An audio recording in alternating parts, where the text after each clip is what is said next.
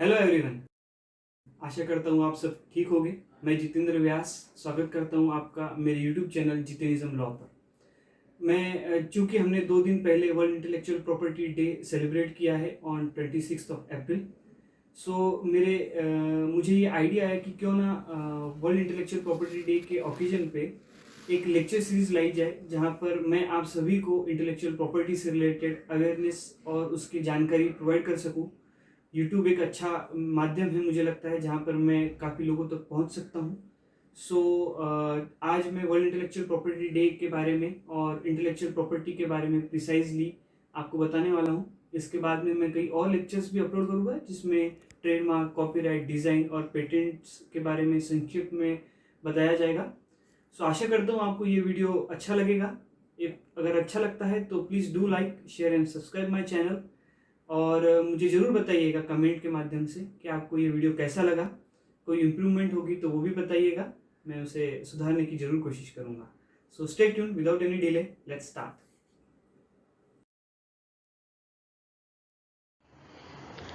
Hello everyone, स्वागत है।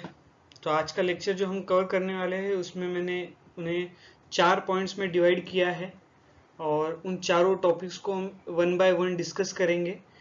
पहला पॉइंट है, जो हमारा मेन लेक्चर का टॉपिक है, वो है वर्ल्ड इंटेलेक्चुअल प्रॉपर्टी डे, उसके सिग्निफिकेंस और 2021 का जो थीम है उसके बारे में। ठीक है, लेट्स स्टार्ट।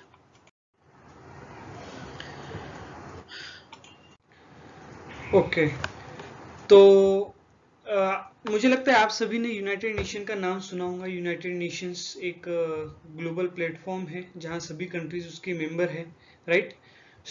उनकी डिफरेंट डिफरेंट एजेंसीज होती है जो एक एक सेक्टर में काम करती है, राइट। तो ऐसे टोटल 15 एजेंसी है, स्पेशलाइज एजेंसीज। उसका एक पार्ट है वाइपो, वर्ल्ड इंटेलेक्चुअल प्रॉपर्टी ऑर्गेनाइजेशन। तो बाकी की एजेंसीज कैसी कौन सी होती है, आपको आइडिया देने के लिए मैं बता दूं। World Health Organization is one of those 15 specialise agencies of the United Nations. वैसा ही वाइपो एक one of the specialise agency है। और किसी का अगर मैं नाम बताना चाहूँ तो यूनेस्को का नाम आपने सुना होगा, United Nations Educational, Scientific and Cultural Organization. ये भी एक यूनाइटेड नेशन का और स्पेशलाइज एजेंसी है। वाइपो की इंपॉर्टेंस आपको इससे समझ में आ जाएगी, राइट, कि ये कितना इंपॉर्टेंट है ग्लोबल लेवल पे। अब वाइपो का काम क्या है, जैसे हर एजेंसी का अपना अपना एक डिपार्टमेंट होता है, एक जिम्मेदारी होती है। तो वाइपो की जिम्मेदारी है कि एक ऐसा ग्लोबल फोरम क्रिएट करे जहां पे वो सभी को कोऑपरेशन क्रिएट करे, एक दूसरे के बीच में, दो कंट्रीज के बीच में या एक से ज्यादा कंट्रीज के बीच में, रिगार्डिंग आईपी सर्विस, उससे रिलेटेड पॉलिसीज बनाना, इंफॉर्मेशन प्रोवाइड करना, ये काम वाइपो का होता है। ये एक सेल्फ फंडिंग एजेंसी है, राइट। और इसके अभी तक के 193 मेंबर्स बन चुके हैं। वाइपो का काम क्या है, तो रजिस्टर एक मेंटेन करता है, वो जो इंटेलेक्चुअल प्रॉपर्टीज जो प्रोवाइड की गई है उसके बारे में। आईपी को प्रोटेक्शन देने का काम वाइपो का है, अलग अलग कंट्रीज में, ग्लोबल फॉर्म पे, ग्लोबल लेवल पे, ठीक है।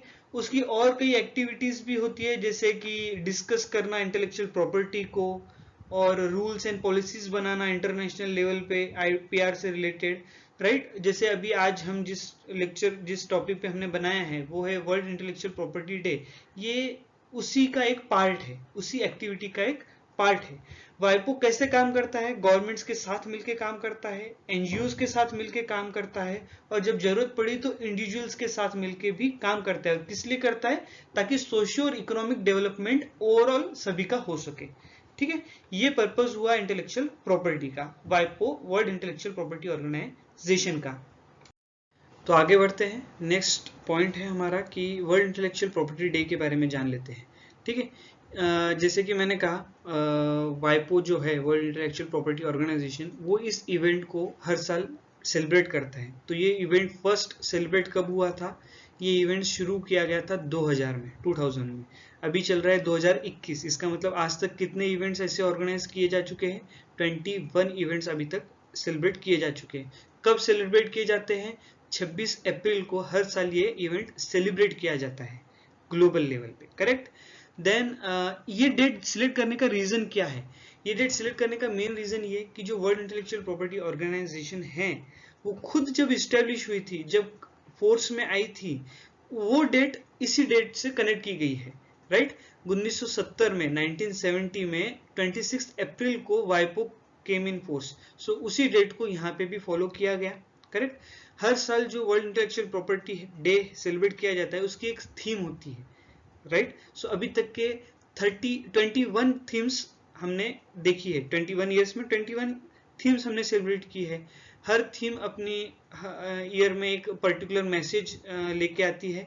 जैसे इस साल की थीम जो है वो थीम है IPN SMEs, जिसे इंडिया में MSME भी कहा जाता है, small micro small and medium enterprises, right.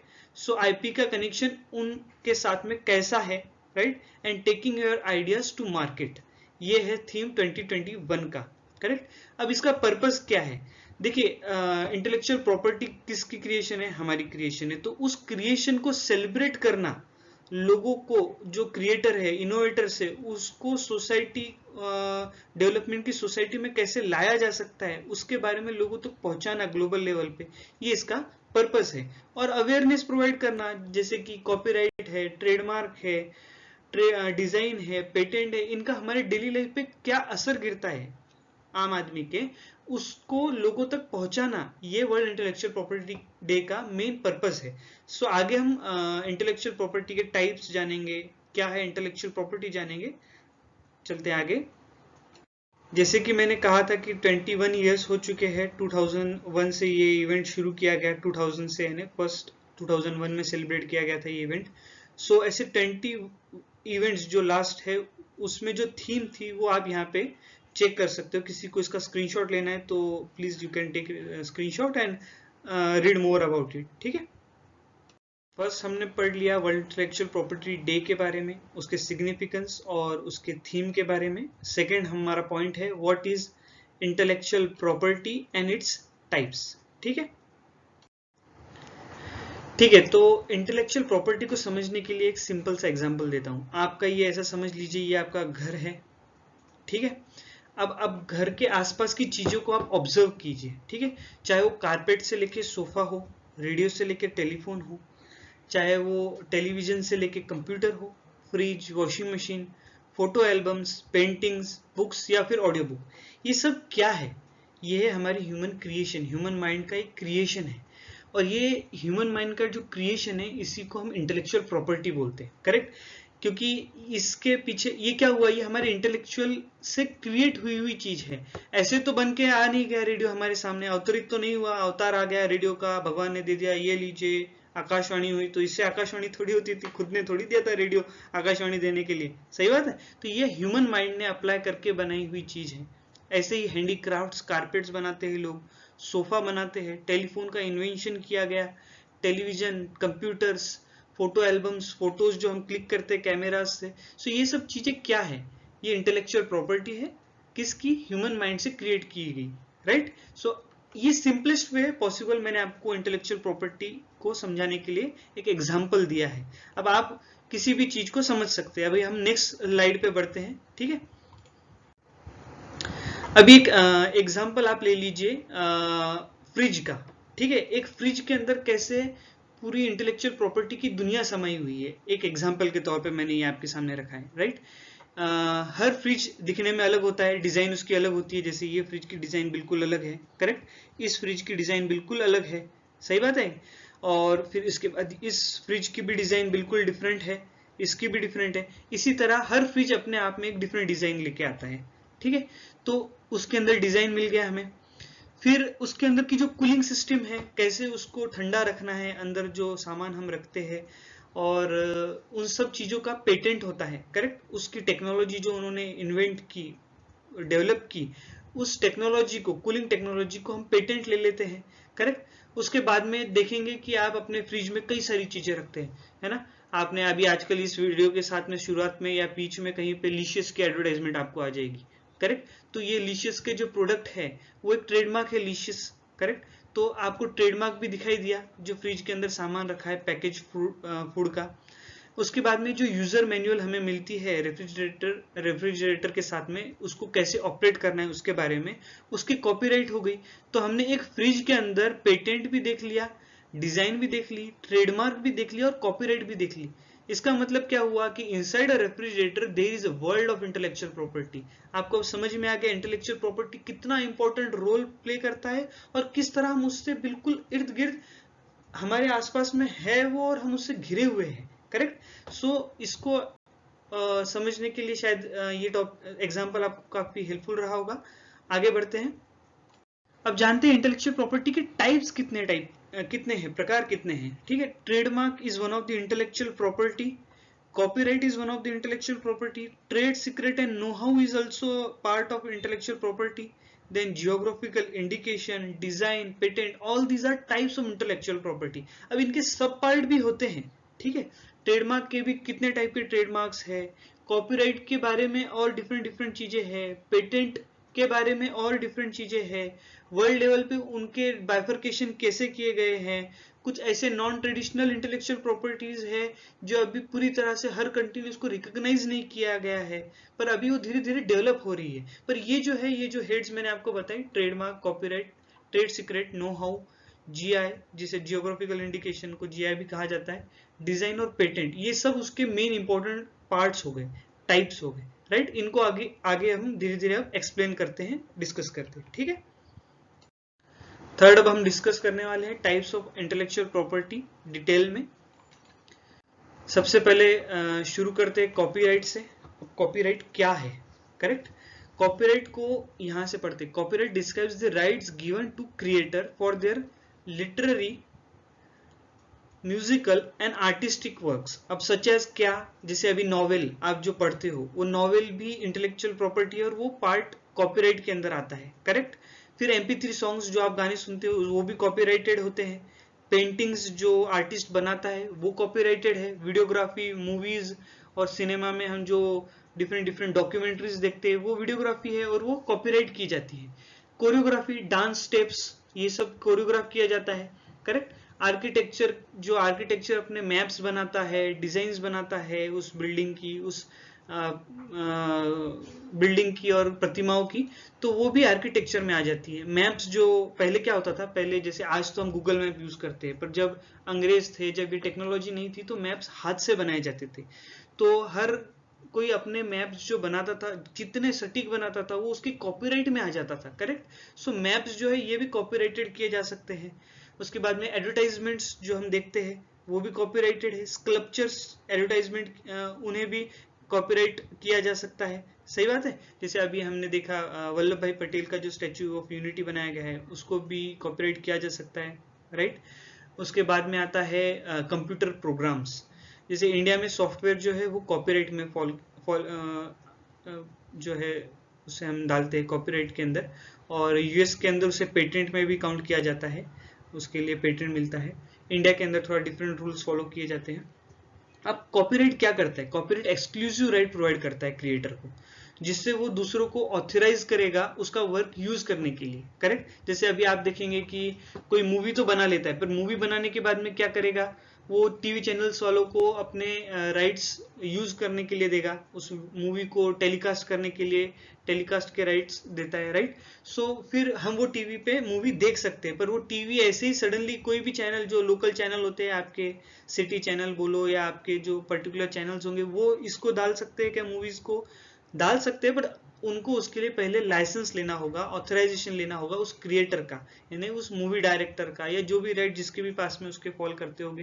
Correct. And then creator of a work can prohibit और authorise its reproduction in various forms.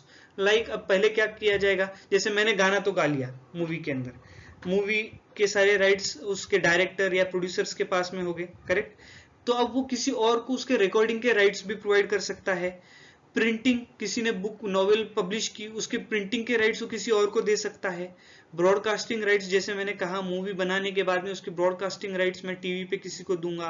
अगर मैंने गाना बनाया है तो गाना रेडियो चैनल्स पे किसी को गाना सुनाने के लिए आपको जो सुनने को मिलता है उसके भी ऑथराइजेशन वो कॉपीराइट के द्वारा, लाइसेंसिंग के द्वारा उसके क्रिएटर से लेते हैं। फिर ट्रांसलेशन और एडेप्शन, किसी ने बुक लिखी है उसका ट्रांसलेशन का भी ऑथराइजेशन किसी से लिया जा सकता है। सही बात है। सो ये हो गया कॉपीराइट एक एक्सक्लूसिव राइट है, क्रिएटर कैसे उसको यूज किया जा सकता है, कर सकता है। अब इससे होगा क्या, इससे ह्यूमन क्रिएटिविटी को इंकरेजमेंट मिलती है। कॉपीराइट जब हम किसी को देते हैं तो उसको इंकरेजमेंट मिलती है कि वो और नॉवेल लिखे। नॉवेल वाला जैसे चेतन भगत एक बुक लिखने के बाद और लिखता, कुछ कर नहीं सकते, लिखता है वो और भी, तो उसको कॉपीराइट मिलता है। उसके बाद में इकोनॉमिक राइट मिलता है। ये हमारे जानते ही आप ब्रेकिंग बैड कैसा पैसा बनाया है उन्होंने, तो इसके द्वारा वो पैसा बनाते हैं, इकोनॉमिक राइट है। ऑथराइजेशन देके उसके लिए वो रॉयल्टी लेते हैं उन लोगों से। सही सही बात है। अब इसका प्रोटेक्शन कितने सालों तक मिलता है, एक टर्म होती है प्रोटेक्शन की भी। जो क्रिएटर है उसके मृत्यु के 60 साल बाद तक ये कॉपीराइट उन्हें दिया जाता है। यानी ये एक उसके जो हेयर्स है, उसके जो वंशज है, उसके जो आगे बच्चे पोते पोती रहेंगे, उनके मरने के बाद, क्रिएटर के मरने के बाद 60 इयर्स तक उस राइट को एग्जॉस्ट कर सकते हैं। ठीक है, in between also they can give up their right चाहे तो, पर अगर नहीं चाहते उसको एक्सरसाइज करते तो वो 60 इयर्स आफ्टरवर्ड्स यूज कर सकते हैं। सही बात है। और उसके बाद में वो पब्लिक डोमेन में चला जाएगा। जैसे महाभारत, रामायण, ये सब भी कभी न कभी वाल्मीकि ने, महर्षि व्यास जी ने ये लिखी थी, तो उनका कॉपीराइट हुआ एक तरह से। पर चूंकि वो कई साल पहले लिखी गई थी, तो वो तो उनके मरने के कितने कितने हजार साल हो चुके हैं। सही बात है। तो अब ये पब्लिक डोमेन में आ गई। वैसे ही हर चीज क्रिएटर के मरने के 60 साल बाद पब्लिक डोमेन में आ जाएगी। सही बात है। अब आगे बढ़ते हैं। अब आता है ट्रेडमार्क। ट्रेडमार्क क्या है?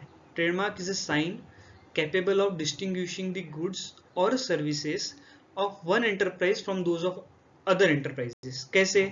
जैसे अभी आप कभी कार खरीदने जाओ, ठीक है, तो आप कार खरीदने जाओगे, आप उसको बोलोगे कार दिखाओ, पर कार दिखाने के बाद में आप बोलोगे ना कि आपको BMW की कार चाहिए या फरारी की कार चाहिए। ये आपने एक माइंड में डिस्टिंग्विश, जो आपने डिफरेंस आपको पता है, ये जो आप लेके गए माइंडसेट, वो आप क्यों लेके गए? क्योंकि हर कंपनी ने अपना एक प्रोडक्ट एक पर्टिकुलर ट्रेडमार्क पे एडवर्टाइज किया गया होता है, प्रमोट किया गया होता है। उस प्रमोशन के कारण आपको समझता है कि आपको क्या चीज खरीदनी है और क्या चीज नहीं खरीदनी, कौन से कंपनी की कार खरीदनी है, कौन से कंपनी की कार नहीं खरीदनी है।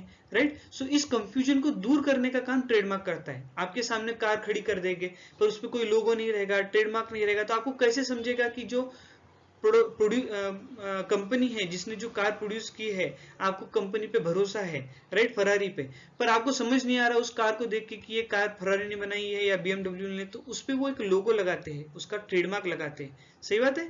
तो इसलिए ट्रेडमार्क बहुत इंपॉर्टेंट है डिस्टिंग्विश करने के लिए कि वो किस कंपनी की कार है। ये हमारे लिए, हमारी सुविधा के लिए बनाया गया ट्रेडमार्क है। और उसकी भी सुविधा समझ लीजिए कंपनी वाले की, क्योंकि उसके वजह से उसके प्रोडक्ट पे ट्रस्ट बिल्डअप होता है हम लोगों का। करेक्ट। और फिर हम उस चीज को और खरीदते हैं, हम दुकानदार से उसी प्रोडक्ट को मांगते हैं जो हमें अच्छा लगता है, जो ट्रस्टवर्दी है। करेक्ट। अब ट्रेडमार्क कितने प्रकार के होते हैं? ट्रेडमार्क डिवाइस में भी होता है, जैसे ये डिवाइस है। सिंबल होता है, जैसे ये नाइके का सिंबल है। सिग्नेचर्स को भी ट्रेडमार्क किया जाता है, जैसे अजय देवगन, शाहरुख खान, अमिताभ बच्चन, सलमान खान, इन सभी के सिग्नेचर्स को भी ट्रेडमार्क किया गया है। जैसे क्यों किया गया है, क्या रीजन है? जैसे अभी MRF की आप बैट खरीदते हो, MRF ने अगर ऐसा एडवर्टाइजमेंट किया कि इस बैट के ऊपर सिग्नेचर है सचिन तेंदुलकर की, करेक्ट, तो वो जो सिग्नेचर जो है सचिन तेंदुलकर उसके ऊपर ऑथराइज कर रहा है उस सिग्नेचर को यूज करने के लिए MRF को, तो वो सिग्नेचर को भी वो लोग ट्रेडमार्क करा लेते हैं, जिससे उनका जो प्रोडक्ट है वो परचेस करते समय आपको ये लगे कि हाँ ये सचिन तेंदुलकर की सिग्नेचर की हुई बैट है। अब MRF ने अगर उसके राइट्स लिए तो MRF ही उस सिग्नेचर को यूज कर पाएगी, कोई और उसको नहीं यूज कर सकता। ताकि इससे फिर क्या होगा, आपको डिस्टिंग्विशमेंट भी हो जाएगी, इस चीज में डिफरेंस भी आप कर सकते हो, और परचेसिंग में आसानी भी हो जाएगी। पैकेजिंग को भी लोग ट्रेडमार्क कराते हैं। नाम, जैसे उषा एक पर्सन का नाम है, still it can be trademark, right. Combination of colours can be trademark. Shape of goods देख सकते हो, कोको कोला ने अपने बॉटल का शेप जो है वो ट्रेडमार्क करा है। किसी और कंपनी का आप बॉटल का शेप इस तरह से नहीं देखोगे जो कोको कोला का है। तो शेप ऑफ गुड्स को भी ट्रेडमार्क किया जा सकता है। वर्ड को भी ट्रेडमार्क किया जा सकता है। फेसबुक का डिवाइस जो है आपको पता है कैसा है, ब्लू कलर का होता है, राइट। पर अगर डिवाइस को मैंने ट्रेडमार्क रजिस्टर किया और कल को किसी ने फेसबुक वर्ड को अपने किसी पर्टिकुलर प्रोडक्ट के ऊपर लगा के बेचा तो क्या चलेगा? क्योंकि उसने तो डिवाइस यूज नहीं किया, नहीं ऐसा नहीं, फिर वो वर्ड को भी ट्रेडमार्क किया गया होता है, उस वर्ड को भी आप, फेसबुक वर्ड को भी आप आपका प्रोडक्ट बेचने के लिए विदाउट ऑथराइजेशन, विदाउट लाइसेंस नहीं यूज कर सकते। सही बात है। अब ट्रेडमार्क प्रोटेक्शन कितने सालों के लिए मिलता है? 10 सालों के लिए मिलता है, पर ये रिन्यू किया जा सकता है परपेचुइटी, लाइफ लॉन्ग, जब तक कि आप उसको रिन्यू करना चाहते हैं, उस नाम से ट्रेडमार्क से बिजनेस चलाना चाहते हैं, तो वो रिन्यू किया जा सकता है। अब ट्रेडमार्क के अंदर टोटल में 45 क्लासेस है। क्लासेस क्या होती है? डिवाइडेशन ऑफ गुड्स एंड सर्विसेज, जिसकी वजह से जब आप ट्रेडमार्क फाइलिंग करते हो तो आपको पता होता है कि किस गुड्स के बिजनेस आप करते हो, और उस गुड्स के क्लास में आपको अपना ट्रेडमार्क फाइल करना होता है। करेक्ट। तो ऐसा भी हो सकता है कि आपका ट्रेडमार्क है, अभी ऐसा समझ लीजिए Xiaomi का मोबाइल है, Xiaomi का मोबाइल है, तो मैंने Xiaomi के मोबाइल को क्लास 9 के अंदर प्रोटेक्शन लिया हुआ है। तो अभी कल को कोई पंखा बेचना चाहता है Xiaomi का, तो क्या वो उस नाम को यूज कर सकता है? हाँ, यूज कर सकता है। अगर कंपनी ने फैन की क्लास जो है वो 11 आती है, तो उस क्लास के अंदर अपना मार्क रजिस्टर नहीं कराया होगा तो वो यूज कर सकता है। बड़ी कंपनी जैसे फरारी है, BMW है, कोको कोला है, एप्पल है, ये सभी क्लास में अपना मार्क रजिस्टर कर लेते हैं, ताकि कोई भी उनके मार्क का, ट्रेडमार्क का मिसयूज ना कर सके। ठीक है, आगे बढ़ते हैं। अब ट्रेडमार्क की तो टाइप्स, नॉन ट्रेडिशनल टाइप्स भी है। कितने टाइप के ट्रेडमार्क्स होते हैं? जैसे पहला 3D ट्रेडमार्क होता है, product shape and packaging qualify for the registration under the category of 3D trademark. सही बात है। फिर उसके बाद में मूविंग इमेजेस है। अभी अगर आप टॉम एंड जेरी देखते हो, तो टॉम एंड जेरी के पहले वो देखिए आप, एक शेर आता है, आओ चिल्लाता है, राइट। तो वो जो छोटी सी क्लिप है उसको भी ट्रेडमार्क किया गया है। उस क्लिप को बाकी कोई और एनिमेशन की कोई वीडियो है, या फिर कार्टून्स है, या कोई भी मूवीज जो है, वो लोग यूज नहीं कर सकते उस एनिमेशन को। डिज्नी के भी अंदर आप देखिए, एक फोल्ट आता है, फोल्ट के ऊपर ऐसा एक तारा जाके ऐसा एक साइड से जाके दूसरी जगह जाता है, तो वो छोटी सी जो क्लिप है ना, वो भी ट्रेडमार्क की गई हुई है। ठीक है। अब टेस्ट को भी जो है ट्रेडमार्क किया जा सकता है, पर उसके तरीके कैसे, उसको रिटर्न में दिखाना पड़ेगा कि उसके अंदर उसने क्या रेसिपी यूज की है, उसके बाद ये टेस्ट आया है। करेक्ट। सो ये हार्ड है बड़ा प्रूव करना, इसलिए इसको non traditional types of trademark बोलते हैं। ये हर जगह ट्रेडमार्क रजिस्टर्ड इन चीजों को नहीं किया जा सकता। धीरे धीरे कंट्रीज इसको एक्नॉलेज कर रही है जैसे जैसे टेक्नोलॉजी बढ़ रही है, राइट।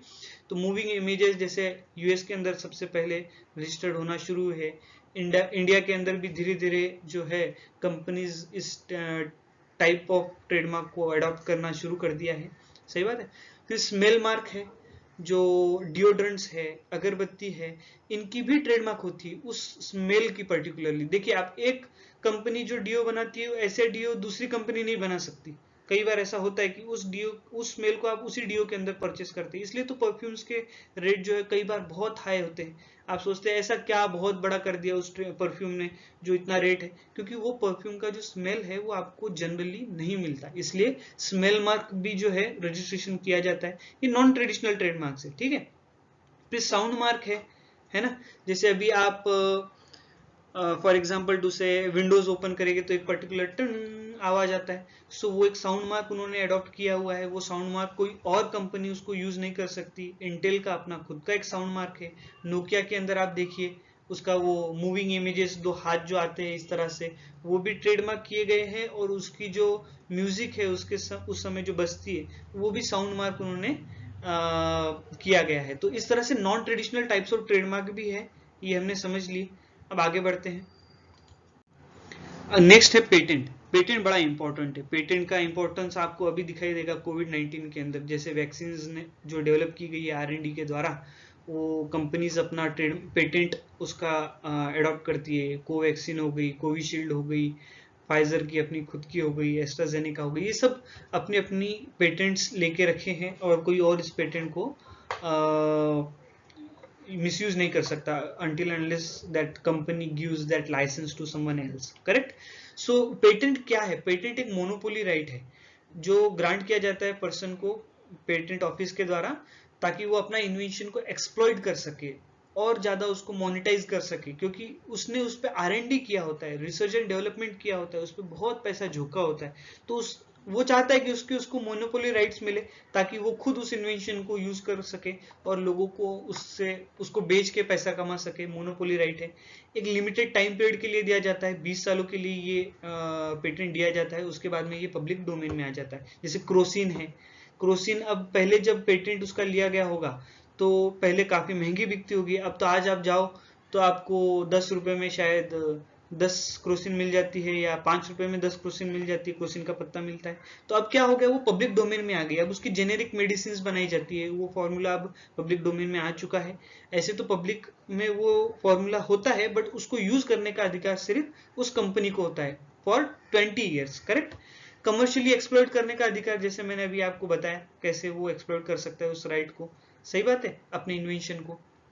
पेटेंटिबिलिटी क्या है, एक पेटेंट मिलने के लिए आपको क्या क्राइटेरिया फुलफिल करना होता है। पहली तो बात, वो नोवेल होना चाहिए, यानी अच्छे काम के लिए यूज होने वाला पेटेंट होना चाहिए। ऐसा नहीं कि आप जाओगे और न्यूक्लियर बॉम्ब के जैसा कोई इन्वेंशन कर दोगे और बोलेंगे इसका पेटेंट दो, ये बॉम्ब फोड़ने के लिए काम आता है। नहीं, ऐसी चीजें बॉम्ब और ऐसी जो एक्सप्लोजन्स के लिए काम आती है, ऐसी जो इन्वेंशंस है, बंदूक बना ली बहुत डेंजर, ऐसी ऐसी चीजों का पेटेंट जनरली नहीं दिया जाता, ठीक है। फिर उसके बाद में उसका नॉवेल होना जरूरी है, उसके अंदर इन्वेंटिव स्टेप होनी चाहिए, सही बात है। ऐसा नहीं कि ये तो ऑब्वियस चीज है, ऐसा करने के बाद ऐसा ही होता है, ऐसे नहीं। कोई तो भी एप्लीकेशन ऑफ माइंड बहुत डिफिकल्ट है, कोई नई चीज इन्वेंट की, इन्वेंटिव स्टेप उसमें होनी चाहिए। और नेक्स्ट है इंडस्ट्रियल एप्लीकेबिलिटी, ऐसी कोई चीज बना ली पर जिसको बनाया ही नहीं जा सकता मल्टीपल टाइम्स, तो फिर वो इन्वेंशन नहीं होता। उसको पेटेंट ग्रांट मिलने के लिए, प्रोटेक्शन मिलने के लिए ये 3 कंडीशंस फुलफिल करनी होती है, पेटेंटेबिलिटी उसके क्राइटेरिया है ये।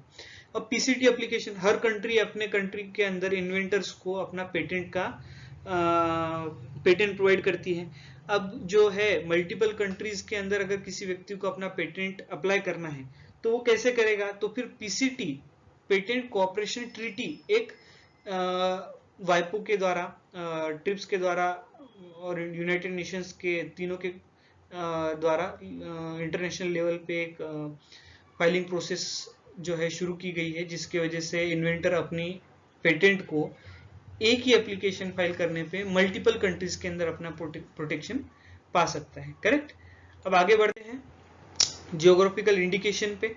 जियोग्राफिकल इंडिकेशन क्या है, जियोग्राफिकल इंडिकेशन यानी जैसे अगर आपने नागपुर के संतरे देखे होंगे, राइट, तो वो वहाँ के फेमस है, आपको पता है उसकी आइडेंटिटी उस नागपुर के पर्टिकुलर संतरे की नागपुर से है, सही बात है। तो उसीलिए जैसे अभी डेफिनेशन हम पढ़ते हैं, geographical indication indicates that particular good originate from a country, region, locality and has some special characteristics, qualities or a reputation which attributable to its place of origin। जैसे कि मैंने अभी आपको एग्जांपल के तौर पे बताया था नागपुर के संतरे। तो अभी क्या होता, दिस स्पेशल कैरेक्टरिस्टिक्स, क्वालिटीज और रेपुटेशन में भी ड्यू टू वेरियस फैक्टर्स, अब कई फैक्टर्स उसके लिए पॉसिबल है, उस पर अप्लाई होते होंगे जिसकी वजह से उसको जीआई मिलता है। जैसे कि रॉ मटेरियल्स के वजह से, वहाँ का पर्टिकुलर क्लाइमेट ऐसा होता होगा जिसकी वजह से उनको जीआई मिल सकता है, जीआई टैग बोलते हैं उसे। फिर वहाँ का पर्टिकुलर टेम्परेचर ऐसा होगा जो उस गुड्स को बनाने के लिए हेल्पफुल रहता होगा, जो उसके पर्टिकुलर क्वालिटी को इन्हांस करता है। वहाँ का क्लाइमेट जो है, वहाँ का टेम्परेचर जो है, वहाँ की सॉइल, मिट्टी जो है, उस मिट्टी में ऐसी कोई बात होंगी जो उस प्रोडक्ट को वहाँ पे ही प्रोड्यूस किया जा सकता है, सही बात है। वहाँ का मॉइस्चर लेवल ऐसा होगा। सो ये सारे फैक्टर इंपॉर्टेंट रोल प्ले करते हैं जब हमें किसी पर्टिकुलर प्रोडक्ट को जीआई देना होता है, किसी एक पर्टिकुलर एरिया के गुड्स और प्रोडक्ट्स को, ये कलेक्टिवली दिया जाता है जीआई, जैसे मैं बोल रहा हूँ ना। और भी कई चीजें होती है, जैसे method of manufacture, particular area में किसी लोगों के अंदर ऐसा टैलेंट है जो उस मैन्युफैक्चरिंग प्रोसेस को करके वो प्रोड्यूस करते हैं उस गुड्स को उनका, राइट, तो उसके लिए भी जीआई टैग मिलता है। फिर उसके बाद में होता है ट्रेडिशनल प्रोडक्शन मेथड्स है, कोई तरीका है, पुराना तरीका, जिसकी वजह से वो कोई हैंडीक्राफ्ट चीज बनाते हैं, तो वो चीज वहां की फेमस होती है, इसलिए उन्हें वहां का जीआई टैग दिया जाता है। ये भी उस ग्रुप ऑफ पीपल की इंटेलेक्चुअल प्रॉपर्टी है जो उन्होंने साथ में मिलकर डेवलप की है, राइट। सो ये भी एक इंटेलेक्चुअल प्रॉपर्टी का टाइप हो गया जियोग्राफिकल इंडिकेशन, बट ये पर्टिकुलर इंडिविजुअल को नहीं दिया जाता, ये पर्टिकुलर रीजन को, लोकेलिटी को, वहां के लोगों को मिलता है, करेक्ट। फिर other human factors such as concentration of similar business in that same region. अब कोल्हापुर की चप्पल कोल्हापुर के सभी जितने भी लोग मिलके उस चप्पल को बनाते होंगे, वो वहाँ का पर्टिकुलर बिजनेस है जो कलेक्टिवली लोग करते हैं, तो वहाँ का स्पेशलाइजेशन है, उन लोगों ने अपनी एक्वायर कर ली उस चीज के अंदर, तो इसलिए भी उन्हें जीआई टैग मिलता है। फिर preparation of certain product and maintaining of certain quality standards. अभी आप बासमती चावल देख लीजिए, बासमती चावल के अधिकार जो है जीआई टैग वो इंडिया को, पाकिस्तान को, बांग्लादेश को कलेक्टिवली मिला हुआ है, तीनों को। यहीं पे प्रोड्यूस हुआ हुआ चावल, और चावल आपको जब सोचते हो आप तो कैसा, एकदम लंबा सा, एकदम बढ़िया सा, बिना टूटा हुआ, ऐसा बासमती राइस होता है ना। सो ये वो पर्टिकुलर राइस उसी रीजन में प्रोड्यूस की जा सकती है, इसलिए उसको जीआई टैग मिलता है उस पर्टिकुलर रीजन के लिए। तो ये सारे फैक्टर इंपॉर्टेंट रोल प्ले करते हैं एक जियोग्राफिकल इंडिकेशन के अंदर जीआई टैग प्राप्त करने के लिए, ठीक है। सो अभी टाइप्स ऑफ एग्जांपल के तौर पे अगर मैं आपको जीआई टैग्स किसे किसे ग्रांट दिया गया है इंडिया के अंदर अगर बताऊं, तो दार्जिलिंग की टी है, वहां की पर्टिकुलर चाय में ऐसी खूबी है जो दूसरी जगह पे अगर हम चाय का बागान अगर हम बड़ी पैदावार करते हैं तो वैसी चाय का टेस्ट नहीं आएगा जैसा दार्जिलिंग का आएगा। और अब इस दार्जिलिंग टी का जो नाम है वो दार्जिलिंग में रहने वाले companies, producers of that goods he use कर सकते हैं। ऐसा नहीं कि मैं यहाँ तमिलनाडु में बैठ के चाय के बागान चला रहा हूँ और यहाँ पे जो चाय पत्ती मैं प्रोड्यूस करता हूँ उस पर दार्जिलिंग टी का ठप्पा लगा के दूं, नहीं, वो दार्जिलिंग में जो बना रहे हैं चाय वहीं के लोग यूज कर सकते हैं उसको, हर कोई यूज नहीं कर सकता, क्योंकि फिर इससे लोगों का एक ट्रस्ट उस पर बिल्डअप होगा जब वो लोग अपना प्रोडक्ट दार्जिलिंग टी के नाम से बेचेंगे। सही बात है। फिर मालाबार का पेपर है, गिर के केसर मैंगो है, नागपुर के ऑरेंजेस है जैसे मैंने कहा था, फिर महाबलेश्वर के स्ट्रॉबेरीज है, अगर आपने कभी गए हो Mahabaleshwar, so you will see there are many farms who are producing दो स्ट्रॉबेरीज एंड ब्लैकबेरीज आल्सो। बाद में कश्मीर की शॉल है, सही बात है। फिर रसगुल्ला है ओडिशा का, सोलापुर के चद्दर है, कोल्हापुर की चप्पल है, और नासिक के ग्रेप्स है। ये सारे जीआई है, ऐसे कई जीआईज है, हर स्टेट के अपने अपने जीआई है, कंट्री के जीआई है, रीजन के जीआई है, जैसे मैंने पहले बताया था। अब none other than those registered as authorized users are allowed to use the popular product name। मैंने जैसे कहा कि तमिलनाडु का व्यक्ति दार्जिलिंग टी को नहीं यूज कर सकता उस नाम को, सही बात है। फिर Darjeeling T became the first GI tagged product in India 2004-2005 में। 2003 में उसको दिया गया था। जब जीआई सर्टिफिकेट, रजिस्ट्रेशन सर्टिफिकेट दिया जाता है तो वो इस तरह से दिखाई देता है, अगर आपको देखना हो तो थोड़ा जूमिंग करके आप देख सकते हो, ठीक है। आगे बढ़ते हैं। फिर आता है डिजाइन्स के ऊपर हम आते हैं। अब डिजाइन जो है अप्लाई की जाती है आर्टिकल के ऊपर, किसी प्रोडक्ट के ऊपर 2D या 3D के फॉर्मेट में, या फिर साथ में कलेक्टिवली, ठीक है। अब डिजाइन क्या है, जब कोई प्रोडक्ट प्रोड्यूस किया जाता है उसकी जब फिनिशिंग की जाती है, उस फिनिशिंग के समय जब उसको डिजाइन दी जाती है ना, उस डिजाइन को भी रजिस्टर किया जाता है, क्योंकि वो डिजाइन जो है वो उसका जो मेन फीचर क्या है डिजाइन का, feature of it is appeal to and are जज सोलली बाय द आई। अब जैसे ये कार है, कार की ये कार कौन सी, आप अगर मैं पूछूं आपको तो आप झट से बोल दोगे ये फरारी है, क्योंकि फरारी जैसे कार तो कार है, कार के अंदर इंजन होगा, 4 चक्के होंगे, स्टीयरिंग व्हील होगी, अंदर बैठने के लिए जगह होगी, यही कार है। पर जो डिजाइन है वो डिजाइन भी जो लोगों को आंखों को देख के ऐसा लगे कि नहीं इसे खरीदना है, जो आपको आपकी आंखों को जो अच्छा लगने लग जाता है उस देखने के बाद, उसे देखने के बाद उसे डिजाइन, इसका भी एक इंटेलेक्चुअल प्रॉपर्टी लोग कंपनीज प्राप्त करती है, ठीक है। और आईफोन का भी आप डिजाइन देख लीजिए, उसके कैमरा जो एंगल्स है, जिस तरह से वो कैमरा का जो प्लेसमेंट रखा हुआ है, वो आपको प्लेसमेंट दूसरे कैमराज में, दूसरे मोबाइल्स में नहीं दिखाई देगा। जिस टाइप का ये मोबाइल दिखने में होता है, जो बिल्ड क्वालिटी है, जो डिजाइन है, ये उस कंपनी ने रजिस्टर किए, दूसरी कंपनी उसको यूज नहीं कर सकती until unless they get authorization from that company, right। अब why इन्वेस्ट इन डिजाइन, अब बाकी के इंटेलेक्चुअल प्रॉपर्टीज हमने देख ली, डिजाइन में इन्वेस्ट करने का क्या पर्पस हुआ, राइट। तो डिजाइन का पर्पस ये है कि क्योंकि देखो पहले सबसे पहले तो R&D यूज करते, बहुत पैसा लगाते हैं रिसर्च एंड डेवलपमेंट उसके ऊपर करने के लिए, स्ट्रेटेजीज बिल्डअप करते, उसको एडवर्टाइज करते हैं, उस एडवर्टाइजमेंट से लोग उसको परचेस करने की इच्छा जाग उठती है। अब आप देख लीजिए, अभी रिसेंटली iPad Pro 2021 जो हुआ, जिसके अंदर रिसेंटली जो नया आईपैड लॉन्च किया गया, उसका कैसा स्ट्रेटेजी के द्वारा उसकी एक भी इंफॉर्मेशन बाहर नहीं आती, उसके ऊपर R&D कितना खर्चा किया गया है, एडवर्टाइजमेंट आप देखिए उसका कैसे लॉन्चिंग किया जाता है, और फिर क्या होता है, ये आप उसको परचेस करने के लिए मजबूर हो जाते हैं, खरीदना ही है भैया अब ये तो उसका सेल्स ऊपर चल जाता है। फिर क्या है, पैसा ही पैसा।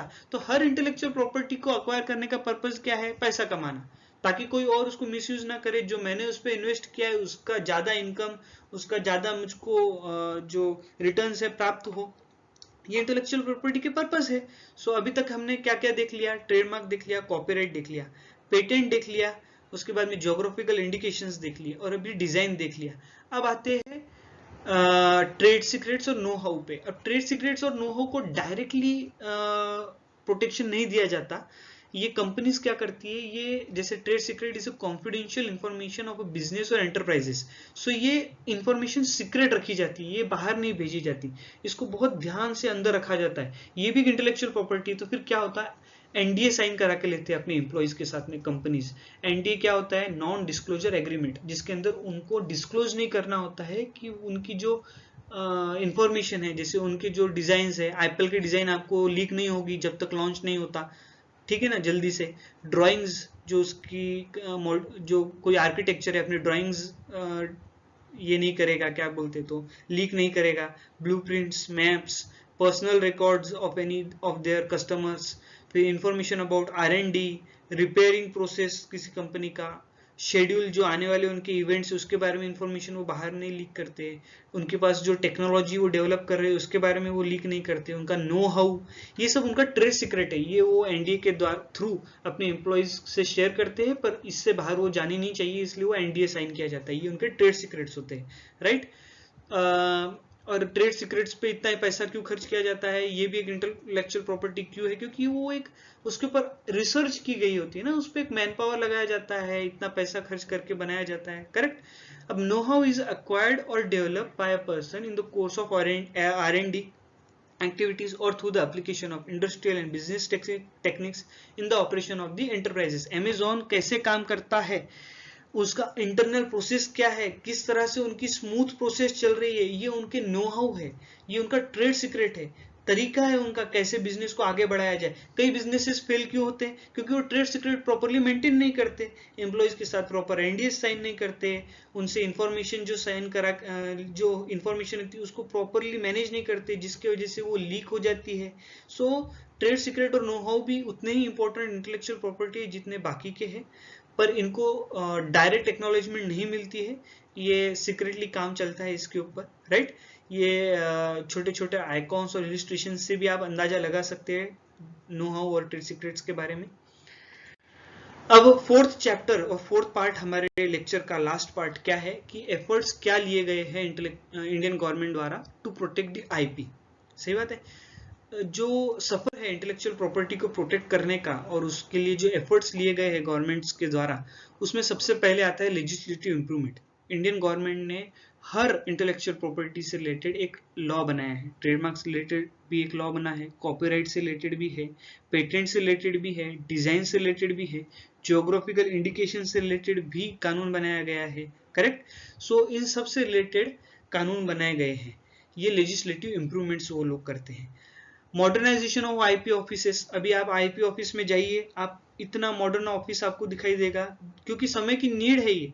इंटेलेक्चुअल प्रॉपर्टी अगर देखा जाए तो इतना इंपॉर्टेंट है, कंट्री की इकोनॉमी और जीडीपी में बहुत बड़ा रोल प्ले करता है intellectual property. So it is a need कि आपको अपने ऑफिसेस को मॉडर्नाइज करना होगा, राइट, क्योंकि उससे पैसा जनरेट भी होने वाला है ना। अब अपने आईटी और टेक्नोलॉजी को भी बढ़ाना होगा, तो गवर्नमेंट ने उस पर भी काम किया है। ई फाइलिंग ऑफ एप्लीकेशंस के ऊपर बहुत बड़ा काम किया है, और अभी रिसेंटली जो लॉकडाउन लगा है, कोविड की जो सिचुएशन है, उसमें इसने बहुत बड़ा रोल प्ले किया है। जैसे अभी आप देखेंगे लॉकडाउन की वजह से कई लोग घर से बाहर नहीं निकल सकते, तो फिर ट्रेडमार्क अटर्नीज बोलो, पेटेंट अटर्नीज बोलो, ये लोग कैसे अपने एप्लीकेशंस को जाके फाइल करेंगे अपने क्लाइंट्स के। सो ई फाइलिंग की वजह से ये जो प्रोसेस है बहुत स्मूथ हो चुकी है। सही बात है, ईमेल के थ्रू आईपी ऑफिस ने अपने ट्रांजैक्शन को एक्सेप्टेंस दी है, सही बात है। तो ये जो डेवलपमेंट है, ये जो स्टेप्स गवर्नमेंट ने लिए हैं, ये आज बहुत हेल्पफुल, बहुत काम के साबित हो रहे हैं इस समय पे। और वीडियो कॉन्फ्रेंसिंग के थ्रू भी हियरिंग्स ली जा रही है आईपी एप्लीकेशंस के ऊपर। कोई ऑब्जेक्शन आ जाता है या कोई ट्रेडमार्क अमेंडमेंट आ जाती है, अपोजिशन आता है, या फिर पेटेंट के अंदर कोई ऑब्जेक्शन आ जाता है, तो उसको सॉर्ट आउट करने के लिए वीडियो कॉन्फ्रेंसिंग के थ्रू हियरिंग्स करने की एक जो टेक्नोलॉजी डेवलप की है गवर्नमेंट ने, उसको अलाउ किया है और आगे बढ़े हैं। तो ये बहुत बड़े एफर्ट्स और स्टेप्स गवर्नमेंट ऑफ इंडिया ने लिए हैं आईपी को प्रोटेक्ट करने के लिए। Online delivery of certificates of grant and registration, अब हर रजिस्ट्रेशन एप्लीकेशन फाइल करने के बाद एक पर्टिकुलर उसकी प्रोसेस होती है, उस पर भी मैं वीडियो लाऊंगा हर टॉपिक पे, ट्रेडमार्क से रिलेटेड, कॉपीराइट से रिलेटेड और अदर आईपीआर इंटेलेक्चुअल प्रॉपर्टीज है, इनसे भी एक डिटेल वीडियो में लाने वाला हूँ, और उनकी फाइलिंग प्रोसीजर क्या है उस पर भी मैं एक वीडियो करूंगा। सो ये जो प्रोसेस है उसमें जब फाइनली जब वो एक्सेप्ट हो जाता है, रजिस्टर्ड हो जाता है, तो उसका ऑनलाइन रजिस्ट्रेशन सर्टिफिकेट प्रोवाइड करने का काम भी ऑनलाइन कर दिया है इन लोगों ने, गवर्नमेंट ने। ठीक है, फिर आता है एसएमएस अलर्ट अपडेट्स, जो उनकी प्रोसेस के बीच में जो भी स्टेप्स लिए जा रहे हैं, ऑब्जेक्शन उठता है तो ऑब्जेक्शन, उसके बाद में अगर किसी ने अपोजिशन फाइल किया है तो उसकी जानकारी, ये सब अब एसएमएस के अलर्ट के थ्रू आपको on your finger tip we can say, mobile पे आपको मिल सकती है। Expedited examination of IP applications का एक बहुत अच्छा तरीका गवर्नमेंट ऑफ इंडिया ने प्रपोज किया है, अपने एक्ट्स के अंदर डाला है। वो कैसा है? एक्सपीडिएटेड एग्जामिनेशन ऑफ आईपी का मतलब क्या हुआ, जैसे एक नॉर्मल स्पीड होती है एक एप्लीकेशन की फाइल करने से तो रजिस्टर होने तक की, तो इस प्रोसेस को फास्ट कंप्लीट करने के लिए भी एक प्रोसीजर जो है गवर्नमेंट ऑफ इंडिया ने अपने लॉज के अंदर मेंशन की है। उसके लिए फीस डिफरेंट टाइप की होती है, थोड़ी ज़्यादा पैसे देने होते हैं, वो भी हम आगे डिस्कस करेंगे फिर कभी अपने अगले लेक्चर में। फिर इंडिया एसेशन टू वो एडमिनिस्ट्रेट ट्रीटीज, अब ऐसे कई ट्रीटीज है इंटेलेक्चुअल प्रॉपर्टी से रिलेटेड वर्ल्ड लेवल पे। सो इन सभी ट्रीटीज से, ट्रीटीज का बन जाना क्या है, ट्रीटीज होती है एक से ज़्यादा कंट्रीज के बीच में एक पर्टिकुलर बीच में एक उनकी अंडरस्टैंडिंग क्रिएट की जाती है कि हम एक नॉर्मल, जैसे ट्रेडमार्क के 45 क्लासेस यूनिवर्सल है, सभी कंट्रीज उस 45 क्लास क्राइटेरिया को फॉलो करती है, राइट। सो इस वाइपो के एडमिनिस्ट्रेट ट्रीटीज का भी इंडिया एक पार्ट है, और उस की जो ट्रीटीज की जो रूल्स एंड पॉलिसीज है उसको अपने कंट्रीज के, अपने कंट्री में भी अप्लाई करता है। ये स्टेप इंडियन गवर्नमेंट ने लिया है, और अवेयर करना आईपीआर से रिलेटेड लोगों को।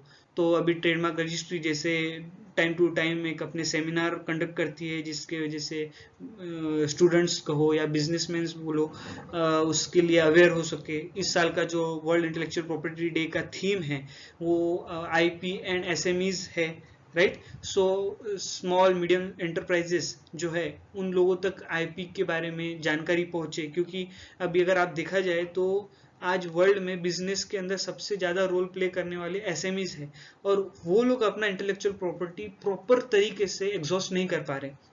सो उनकी जो इंटेलेक्चुअल प्रॉपर्टी से रिलेटेड उनकी इंफॉर्मेशन है, जो उनकी जानकारी है, अवेयरनेस है, वो बहुत कम है। उस अवेयरनेस को बढ़ाने का काम गवर्नमेंट करते रहती है अपने अपने रजिस्ट्रीज, चाहे ट्रेडमार्क हो, पेटेंट हो, डिजाइन रजिस्ट्री हो, जीआई रजिस्ट्री हो, ये टाइम टू टाइम करती रहती है।